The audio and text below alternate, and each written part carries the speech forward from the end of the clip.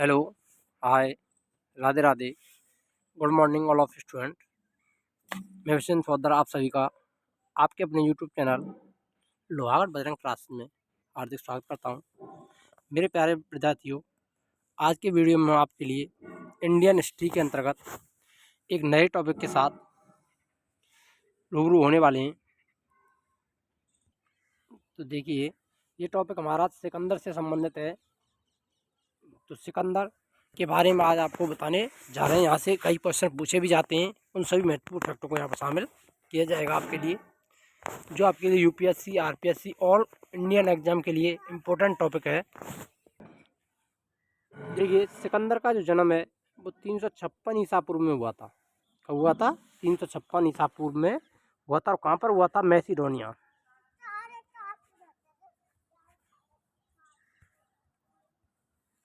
Macedonia में हुआ था 356 ईसा पूर्व में। यह एक यूनानी शासक था। ध्यान में रखना, सिकंदर के पिता का जो नाम था फिलिप, जो कि यूनान के राजा थे, यूनान के शासक थे। उनके पिता का नाम क्या था? फिलिप। फिलिप 359 ईसा पूर्व में मकदूनिया का शासक बना था। मकदूनिया के शासक बने। इसकी हत्या 329 ईसा पूर्व में कर दी गई थी। उसके बाद उसके पिता की मृत्यु के बाद 20 वर्ष की आयु में, कितने वर्ष की आयु में? 20 वर्ष की आयु में सिकंदर शासक बना था। कब बना था सिकंदर शासक? 20 वर्ष की आयु में। सिकंदर के बचपन का नाम करें तो वास्तविक नाम क्या था? अलेक्जेंडर।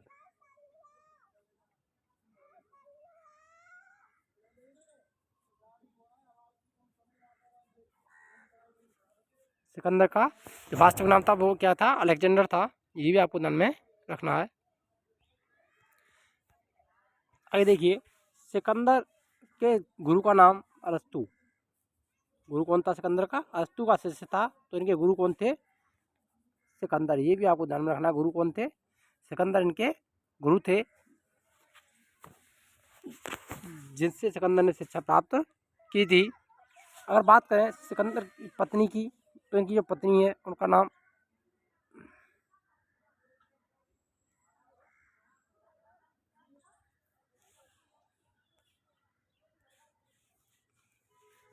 सिकंदर की पत्नी का नाम क्या था?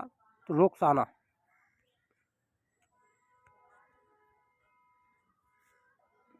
क्या नाम था? रोकसाना नाम था सिकंदर की पत्नी का। ये भी आपको ध्यान में रखना है। और घोड़े के नाम की बात करें, इनका जो घोड़ा था सिकंदर का, उसका नाम भी आपको बता दें। यहाँ से वैसे प्रश्न पूछे नहीं जाते, परंतु आप सिकंदर के बारे में ध्यान रखते हैं। बुसेल,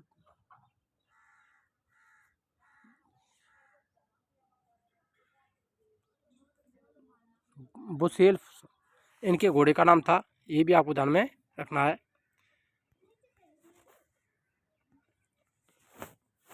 आइए देखिए, अब बात करते हैं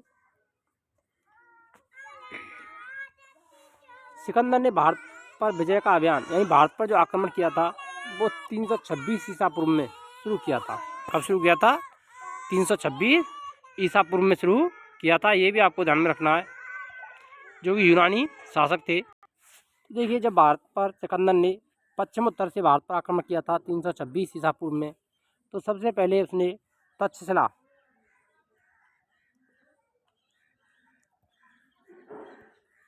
पर आक्रमण की योजना बनाई थी। लेकिन तक्षशिला के शासक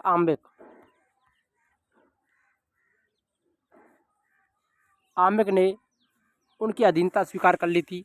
वो डरपोक शासक थे, इसीलिए उन्होंने तक्षशिला के शासक ने सिकंदर की अधीनता स्वीकार कर ली और उसकी भारत में विजय अभियान में भी उन्होंने मदद की थी। ये भी आपको ध्यान में रखना है। उसके बाद देखिए, उसने सिकंदर ने क्या किया था? उसके बाद पंजाब के शासक पोरस, पंजाब के शासक कौन थे? पोरस, जो कि चिनाब और झेलम नदियों के मध्यवर्ती क्षेत्र था, उस पर उन्होंने आक्रमण किया था।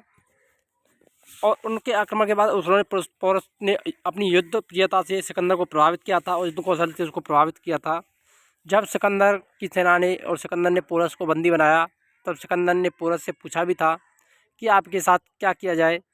तो पोरस ने जवाब दिया था, निडर होकर के जवाब दिया कि एक राजा जो दूसरे राजा के साथ करता है वैसा व्यवहार करना चाहिए। इसीलिए सिकंदर पुरुष की वीरता से प्रभावित होकर के उनने उसका राज्य भी वापस लौटा दिया था।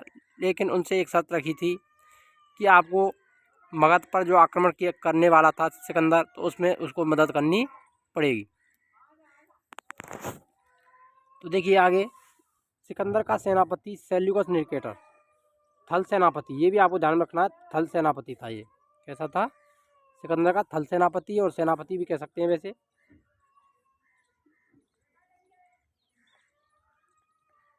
थल सेनापति कौन थे? सेल्यूकस निकेटर सिकंदर के थल सेनापति थे। सिकंदर को पंजाब के शासक पुरस के साथ युद्ध करना पड़ा, जिसे हाइडेस्पिस का युद्ध या झेलम या विशिष्टता का युद्ध के नाम से भी जाना जाता है। ये हमने आपको अभी बताया था। सिकंदर की सेना ने ब्यास नदी के पश्चिमी तट पर पहुंचकर उसे पार करने से भी मना कर दिया था, क्योंकि ऐसा माना जाता था, मानते थे कि भारत एक धार्मिक भूमि है, धर्मात्मा की भूमि है। अगर हम ब्यास नदी को पार करते हैं तो उसकी सेना के जो सैनिक है वो उनकी मृत्यु हो जाएगी, ऐसी उनकी मान्यता थी, सोचना था। इसलिए उन्होंने सिकंदर की जो सेना है उसने ब्यास नदी को पार करने से मना कर दिया था।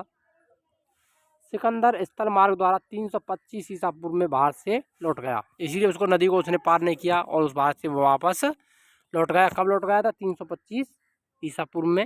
ये भी आपको ध्यान में रखना है। और सिकंदर की जो मृत्यु हुई थी वो कहाँ पर हुई थी? बेबीलोन। सिकंदर की मृत्यु कहाँ हुई थी? बेबीलोन में। ये भी आपको ध्यान में रखना है, सिकंदर की मृत्यु कहाँ हुई थी? बेबीलोन में उनकी मृत्यु हो गई थी। आगे देखिए, सिकंदर की मृत्यु 323 ईसा पूर्व में बेबीलोन में हुई थी। कहाँ पर हुई थी? बेबीलोन में। और उनकी अवस्था कितनी थी, आयु कितनी थी? उस समय 33 वर्ष की थी। 20 वर्ष की आयु में शासक बने थे और 33 वर्ष की आयु में इनकी मृत्यु हो गई थी। सिकंदर के जल सेनापति न्यारकस, ये भी ध्यान में रखना है, जल सेनापति का नाम क्या था? न्यारकस। और थल सेनापति कौन थे? Seleucus Nicator. सिकंदर के प्रिय घोड़ा बहुकेफला या बहुसेफल, हमने आपको बता दिया था, बहुसेफल था। इसके नाम पर इसने झेलम नदी के तट पर बहुकेफला नामक नगर बसाया था।